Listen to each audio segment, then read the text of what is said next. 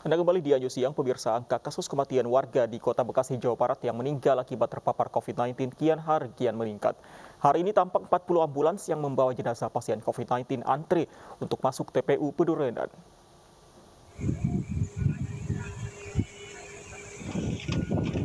Antrian puluhan ambulans ini terjadi akibat petugas penggali kewalahan menggali liang lahat. Untuk mempercepat pengerjaan, petugas menggunakan alat berat. Hingga pukul 9 tadi sudah ada antrian 40 jenazah untuk dimakamkan di TPU Pedurenan yang diperkirakan angka ini akan terus bertambah. Pemerintah Kota Bekasi mencatat 3.154 orang yang terpapar COVID-19 telah dimakamkan di TPU ini. Guna memudahkan proses pemakaman, pihak TPU Pedurenan membuka pelayanan selama 24 jam.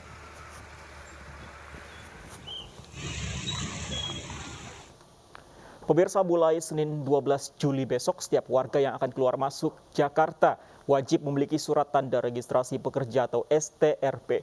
Syarat ini berlaku bagi seluruh moda transportasi termasuk KRL dan transportasi online.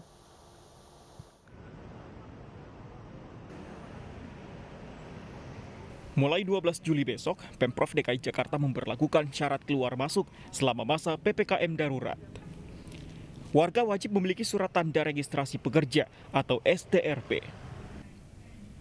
Surat ini hanya bisa dikeluarkan untuk pekerja sektor esensial, kritikal, dan perorangan yang memiliki kebutuhan mendesak. STRP berlaku untuk semua moda transportasi, mulai dari kendaraan pribadi, KRL, Transjakarta, hingga transportasi online. Jika tidak memenuhi syarat, yang bersangkutan akan diminta putar balik. Mudah memilah-milah, dan bila tidak membawa surat tersebut akan kami putar balikkan. Ini lebih jelas, lebih tegas lagi.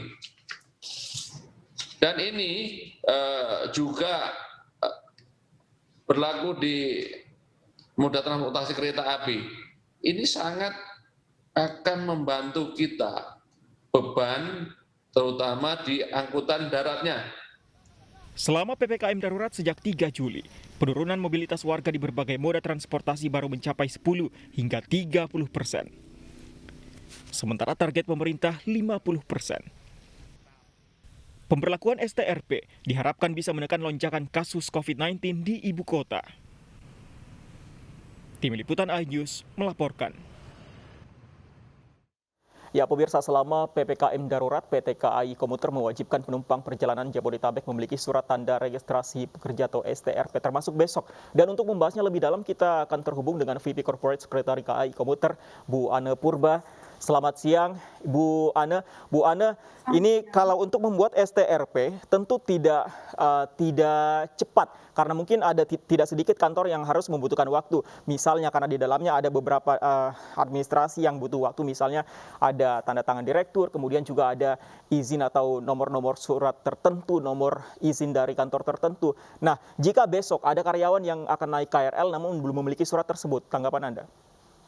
Iya, jadi ini kan sudah diumumkan sejak hari Jumat dan kita 3 hari ini diharapkan bisa mengurus surat tersebut. Tetapi kita ingat bahwa di dalam SE nomor 50 ya dari Kementerian Perhubungan, ini ada 3 syarat yang bisa kita bawa, salah satunya STRP atau surat keterangan dari perusahaan gitu ya, surat dari perusahaan ataupun institusi tempat kita bekerja yang memang diizinkan. Kemudian yang ketiga adalah surat keterangan yang bisa disiapkan oleh pemerintah setempat. Jadi sebenarnya 3 ini salah satu dibawa sudah bisa menggunakan KRL. Jadi kita harus mendukung ini dalam upaya menurunkan mobilisasi masyarakat, khususnya buat mereka yang memang harusnya berada di rumah saja. Jadi ini kami konfirmasi lagi penekanan dari Bu Ane, pihak KRL. Untuk penggunaannya tidak harus STRP, tapi bisa menggunakan surat izin dan juga surat keterangan. Ini akan berlaku sampai tanggal 20 atau hanya beberapa hari saja untuk surat keterangan atau surat izin ini? Iya, kita lihat ya, perkembangannya, karena perubahan regulasi dari setiap penanganan COVID ini kan memang kita harus beradaptasi dengan itu gitu ya. Jadi mungkin saja ini memang rencananya sampai tanggal 20, tetapi bisa jadi diperpanjang dan bisa saja diperketat lagi, sehingga untuk saat ini yang harus kita siapkan adalah salah satu dari syarat tersebut, STRP, surat keterangan dari atasan atau perusahaan tempat kita bekerja ataupun dari pemerintahan setempat. Atau atasan langsung mungkin ya paling mudah. Tapi apakah petugas di lapangan, misalnya di pintu masuk peron atau stasiun sudah tahu semuanya, Bu Ana? Karena jangan sampai besok ketika ada yang membawa hanya surat keterangan atau surat izin saja, tidak STRP, jangan sampai ditahan oleh petugas, Bu Ana. Iya, sosialisasi pasti kami lakukan kepada petugas kami dan perlu diinformasikan bahwa untuk melakukan pengecekan ini bukan saja hanya di stasiun, bisa jadi ke akses stasiun gitu ya. Jadi ini kan pengecekan ini oleh kewilayahan atau Pemda setempat juga akan kami bantu untuk pengawasannya.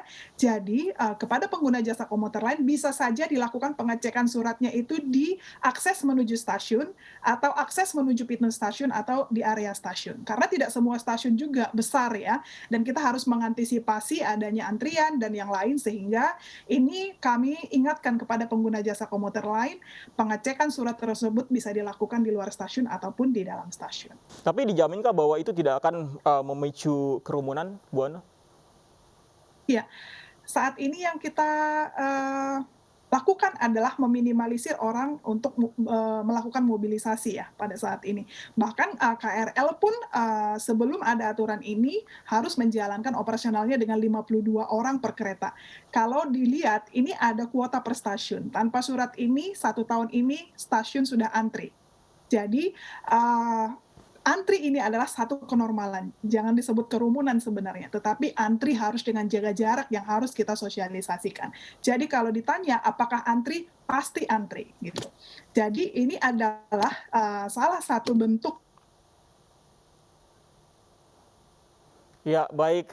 Sayang sekali kita terputus komunikasi, tapi kita sudah dapat jawaban dari Bu Ana. Kita akan tunggu bagaimana besok realisasi di KRL untuk penerapan STRP ini. Kita ke informasi selanjutnya, pemirsa. Pemerintah Indonesia akan memberikan vaksinasi tahap ketiga kepada tenaga kesehatan yang bekerja di garis depan penanganan COVID-19. Pemberian vaksin ini diharapkan bisa memperkuat imun para tenaga kesehatan dalam melayani pasien yang terinfeksi virus corona.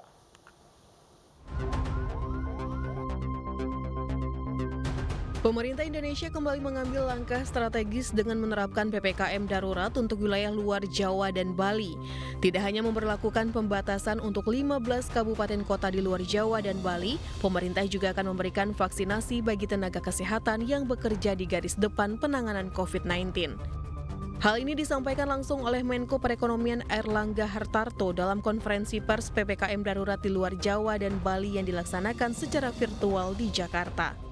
Arahan Bapak Presiden bahwa vaksinasi ketiga booster untuk tenaga kesehatan ini juga akan segera diatur oleh Pak Menteri Kesehatan, oleh Kementerian Kesehatan, dan ini diharapkan booster ini bisa dilakukan untuk 1,47 tenaga kesehatan. Vaksin ketiga akan diberikan menggunakan vaksin Moderna.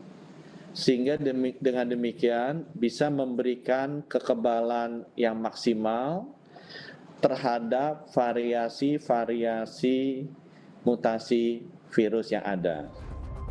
Untuk mendukung pelaksanaan PPKM darurat ini, pemerintah akan membagikan bantuan beras dari Bulog sebanyak 10 kg kepada 20 juta keluarga penerima manfaat PKH dan PST.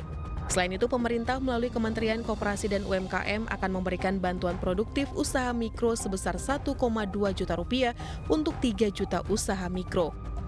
Tim Liputan iNews melaporkan.